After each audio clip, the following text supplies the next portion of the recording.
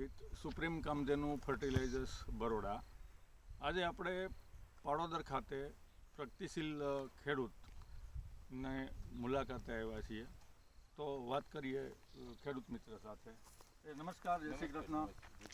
તમારો પરિચય આપજો જરા ઊંચા અવાજે. મારું નામ અશ્વિનભાઈ જેઠાભાઈ વસરા, બરાબર. ગામ પાડોદર, પાડોદર, તાલુકો કેશોદ, બરાબર. જિલ્લો જુનાગઢ. Mobile number 97 238 94 59. અને આજની તારીખ કઈ છે? 23 તારીખ 23/2/2024. બરાબર. હવે આપણે શ્યામવેદનો પ્રયોગ કર્યો છે. શેમાં વાપર્યું છે? શ્યામવાદ ખાતર આપણે 3 વર્ષ થયા એક તારું નાખી. 3 વર્ષ થયા વાપરો? માંડવીમાં પણ નાખી, પછી આ જે શાળું પીત કરીએ એમાં પણ નાખી, ઓલી વાળી જીરામાં હતું, હા, આ ઝીંઝવામાં નાખેલું છે. બરાબર. બરોબર.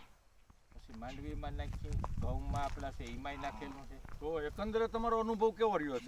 બહુ સરસ. બહુ સરસ. બહુ સરસ એટલે કઈ રીતે સરસ?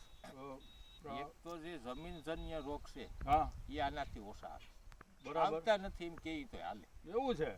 માંડવીમાં તો નકર અમારે અહીં બહુ હુકારો હોય, હા, એ હાવ સદંતર બંધ થઈ ગયો. 3-4 વર્ષ થયા. ભાઈ સફીર જ મોકલે મારું ખાતર. બરાબર. સફીરભાઈ એટલે ખેડૂત એગ્રો કેશોદ. કેશોદ. બરાબર.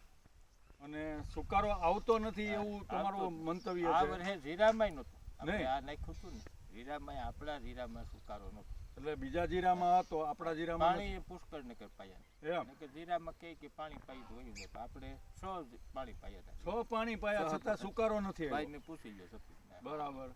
તો એનું કારણ તમે શું માનો? બસ આ ખાતર શ્યામવેદ. પોતે. બરાબર. પછી આ જે અત્યારે ઝીંઝવો છે એટલે ખડ કે જે ઢોરને ખૂબ ભાવે, હા, તો એમાંય શ્યામવેદ આ વાપર્યું છે? એમાં શ્યામ પાયામાં આપેલું છે. આ પેલો જ વાટ છે. બરાબર. પેલો જ વાડ છે. પહેલો જ વાટ. અને આટલું મોટું આ લગભગ હજી તો જાય જો. હા, તો હજી આ હાઈટ લેશે? હા, હા, કારણ કે આવું ઝીંઝવો જોયો પણ આટલી હાઈટ હજી ના ના લીધી આ એવું મારા જેવડો છે. ખૂબ સારી વાત છે. પછી તમે અનુભવ તમારો કીધો કે શ્યામવેદ 3 વર્ષથી આ વાપરું છું, તો તમે એકંદરે અન્ય ખાતરો વાપરો તો એની દ્રષ્ટિએ ને શ્યામવેદમાં તમને બીજા શું ફરક લાગે? જ્યારે ઉત્પાદન લ્યો છો ત્યારે તમને કેવું લાગે છે? ના ના આમાં જો માંડવીમાં પેલા તો એમાં જે ઓલો ઉતારો, હા, આપણે 52-53 ના ઉતારો, 52-53 નો ઉતારો આવે છે. બરાબર. તો અન્ય જે એમાં કોઈ ફેરફાર નથી. નહીં. સારી વાત છે. ખૂબ ખૂબ આભાર. ધન્યવાદ.